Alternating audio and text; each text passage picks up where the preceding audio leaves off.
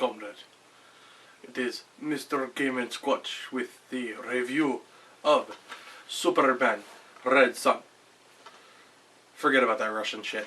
But, all actuality, this is actually a really good movie. I happened to be at Walmart earlier today because I had to get batteries, and of course to brave the corona shit, I just wanted to get out of there as soon as I could, but yeah, so I happened to be strolling around the electronics section, and I had seen this movie, and I didn't even know it came out, actually. It came out February 25th, 2020, and I, like I said, never even seen any promotions for it, or any commercials, or nothing. So I seen it, and I said, Superman Red Sun. I'm like, why is there a Russian Superman? Well, as the details on the back, or description on the back goes, when Krypton's last sun crash lands in Cold War-era Russia instead of rural Kansas, an alternate reality unfolds in this DC Elseworlds adventure. Here, we find Superman spearheading a communist campaign, can't talk today, to advance the ideologies of the Soviet state. Meanwhile, across the Atlantic, brilliant American scientist Lex Luthor devises a plan to rein in and ultimately destroy the alien Soviet threat. What unfolds is a gripping game of cat and mouse that will leave all of humanity hanging in the balance. That's an understatement and a half. Because, as you can see on the back here, we have Russian's Batman. We have Wonder Woman, who's not Russian. She's still the Amazonian princess, but she does actually ally with Superman as he goes through his ways. And you got Lex Luthor. Lois Lane is actually married to Lex Luthor, surprisingly. And throughout the movie, you actually get Green Lantern. You get to get some of the more familiar DC faces as well, like Brainiac comes in. I'm not trying to give away much of the movie because, honestly, this is a spectacular movie. Honestly, I really loved it. And I'm not trying to give away much of it, but I liked that it actually goes through the timelines from starting in like 1955 when Superman is young. I forget what his name was. What his name was when he was, a kid. But his one friend Svetlana was protecting him from bullies and all that, and so they became lifelong friends and all. And so then fast forward 2 years later, after Svetlana's like, the country needs a symbol. They need someone to look up to. That's when he starts to embrace that he is superhuman and he's going to be Superman, kind of like how Superman became, in a sense, I guess. Quote me if I'm wrong in the comments, right? So, anyway, fast forward to post-World Wars, obviously, to, like, probably even before the Korean War, I believe, the Korean conflict. There's Soviet Russia, and obviously, Superman. I was about to call him Captain Russia. That's a different person. Superman is kind of the poster child of the Soviet Union, with Stalin still being in power, and, they open up a new turbine, like a water turbine, dam, open it up and showing it's all cool and everything, but Superman is left in the dark of the gulags and the actual power difference in the Soviet state.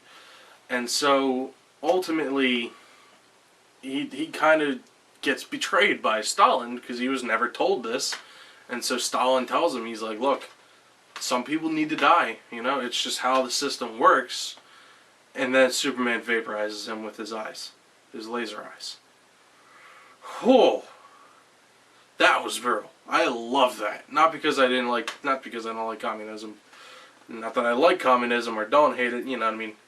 But seeing somebody instantly disintegrated out of existence, it's brutal for a PG-13 movie. So, from then on, Superman ends up leading the Russian state, the Soviet state, and ends up starting another Korean conflict, and instead of it being 3 years, he ends it in 3 hours and takes over South Korea and makes it a full communist state. Then fast forward a few more years at the Berlin Wall when they're building it. He just destroys it and ultimately takes up entire Germany as being Soviet, and so on, stuff like that.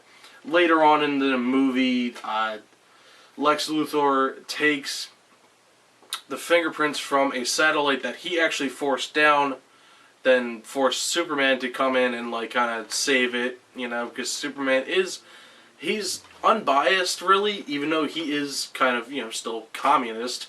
He is unbiased and he only wants to protect the life of humans in the best interest, is his best interest, I should say. And so he tries to save it, and then Lex Luthor creates a second Superman, but he calls him Superior Man, which is now the American Superman. Not today's standards, just a computer-generated and created humanoid robot, pretty much. It's not a robot, but he looks human and all. And so he sends him into Russia to fight. They fight. Superman kicks the Superior Man's ass as you see Superior Man start to like become bigger and almost becomes like Bizarro Superman in a sense, from how he looked and how he kept bulking up because Luthor kept making him more powerful with the energy, but ultimately just actually rots him away, and he actually kind of like bubbles up and goos away, literally. That was brutal. And all the while, like I said, Superman's still pressing through and trying to spread communism throughout all of the world because he believes it's the superior party, and sees how America is so differently powered as far as some are rich, some are poor, mostly starving as it is today, right? And so he figures his idea of the Communist Party is more superior and will help out the rest of the world. He tries pressing it on. So, and he also allies with Wonder Woman. And Wonder Woman, I'm guessing she's lesbian in this movie. I don't think she's a lesbian in the normal DC universe. I'm not actually sure. Again, you can quote me in the comments. Because Superman tries to kiss her and she like backs up and she's like, I'm from an island of women. You put the pieces together. And that's exactly what she said. And it's like, she's not saying she is. She's not saying she's not bi. Who knows? So, anyway, yes. But, as I also mentioned earlier, we got Soviet Russian Batman, who, in this sense, isn't a caped crusader. More or less is just actually a freaking terrorist. Because he just blows up a few buildings, has some followers, and is ultimately trying to take back his country. So he's like not communist, but he's trying to be Russian. Just blows up shit. Ultimately gets into a fight with Superman. Has Wonder Woman tied up by her own lasso in one of these gulags, because apparently they didn't go too much into detail of Batman's origins in this timeline, which is kind of weird. That's one thing I don't really like about this, is they kind of threw him in there but didn't fully back up why he's there, because it went on. They kind of gave it some detail, kind of didn't, because Batman's like, you took everything from me and all this, and he's like, oh, you lived in the gulag and all that, and it's like, and Superman's like, but I freed the gulags. I'm trying to keep everybody from being, oppressed and all that like it was. And he's like, no, it's not like that, blah, blah, blah. And they fight, and turns out Batman had actually teamed up with Lex Luthor to create like a kryptonite lamp, which is actually a lot of lamps, to power down Superman. Superman gets his ass beat by Batman and is almost left into this hole with more lamps on it to keep him from being able to just power up and break out. Ultimately, and then Wonder Woman powers up, breaks her own lasso, which kind of dampens her powers and actually ages her a lot, but is still strong enough to destroy the generator that was powering the lights and all. And then Batman is like, oh shit. Wonder Woman doesn't do anything, but Superman breaks out of the hole he was in. And this is all in a span of like 5 minutes, just saying. It's only an 84-minute long movie, but in a span of like 5 minutes this all happens. So, yeah. Superman was gonna vaporize Batman, and I thought that was gonna be cool as shit. But he's like, no, you'll be reprogrammed, and you will serve well in a library as a librarian. Pretty much, Superman's solution to just killing people is reprogramming them, which is pretty much cutting out their brains, making them more mechanical, and then having them work. And so Batman says, screw that, and blows himself up. Just, and gets all over Wonder Woman and Superman. Okay. I mean, yeah. That's all I can say to that. I don't know what else to say to that. So, anyway. Yeah. And then they also happened to drop in Brainiac as well, which I thought was like kind of a attempted grasping for straws with just trying to make Superman look good as far as like, you know, saving the world and also trying to still push communism. But he ends up beating Brainiac, barely, reprograms Brainiac as a servant, but then later in the movie actually wasn't, and when Superman goes to try and just take out Lex Luthor, who is now president, actually. Yeah, he becomes president, I'm sorry. Yeah, so, sorry if I just seem to lose track sometimes. Yes, he's president, Superman goes to try and just take him out with Brainiac in Brainiac's ship, and ultimately Lois Lane comes out, and she's like, no, it's not like this, and makes Superman see the ways of how he's kind of not being much better than America, and kind of changes his mind. Then Brainiac's like, oh, I've actually wanted this the whole time, and they get into a big fight. Comes down to the wire where Superman actually then destroys Brainiac completely. Brainiac's ship's set to self-destruct with this 6 black hole core generator, which, how that's scientifically possible, I don't even fucking know. Don't even ask me. So, Lex is like, if this thing goes off, anything within a 15 million mile radius is doomed, and Superman's like, I got this, and he flies out. Obviously, it's a lot more dramatic. It actually brought a tear to my eye.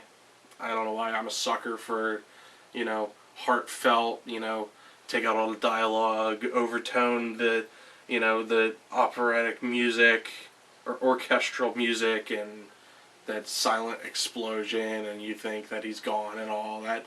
I don't know. I'm a sucker for that. Just like in The Dark Knight Rises when Batman sacrifices himself with taking out the nuclear bomb and all that. So anyway, back on track. Superman becomes the hero and saves the world. And then as Lex Luthor stands down because he has no purpose of being the president now that, you know, Superman's not a threat to the world anymore. You see Superman out in the crowd, because obviously it wouldn't be a DC movie if the main hero or protagonist or whatever dies, obviously. Even if it is for just a movie. Batman vs. Superman.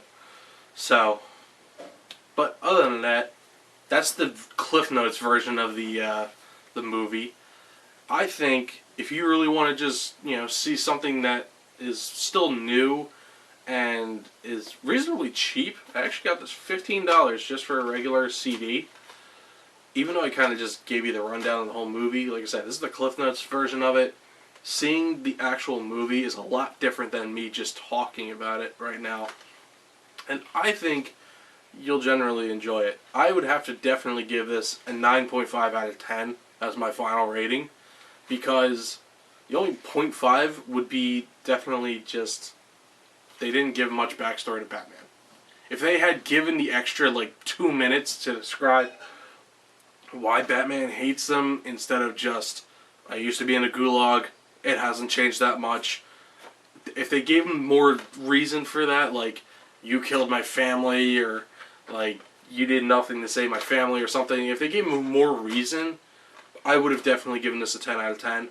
I mean, shit, this is rated at 91% on Rotten Tomatoes as of right now, I'm pretty sure. Which is pretty good, obviously. But, like I said, to me, for 84 minutes and for $15 from Walmart, which is, actually, it's a Walmart exclusive. Forgot to mention that they have the sticker on there, Walmart exclusive. If you're ever in Walmart and you feel like you want to watch a good movie, definitely pick it up. And it also has, for a special feature, a sneak peek at DC Universe's next animated movie, Justice League Dark Apocalypse War, which my friend Kevin actually had just told me, he said I might like. I think I will. I would definitely have to check that out later. But for this video, 9.5 out of 10, Superman Red Son. Definitely check it out if you want to see a good alternate timeline in the DC Universe movie. So, Savadin, Comrade. That's not even real Russian. Just take it for what it is. Bye.